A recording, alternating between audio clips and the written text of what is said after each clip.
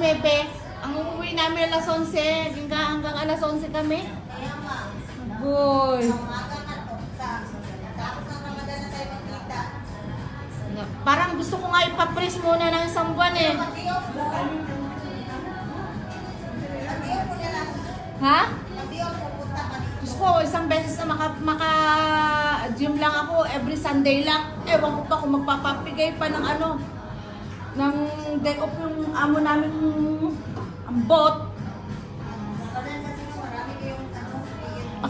First week pa lang, parang gusto niya yata kaming pag 9 hour hanggang alas 11 ng gabi. Anak na lasi yan. Alas 12. Ano magaling eh, pasok namin talaga yun. Alas 12. Ay, gano'n? Oo, 12 to 8 kami. Ay, sumubra kayo ngayon. Oo, hindi. 8 hours lang ang duty namin. 8 hours lang kami.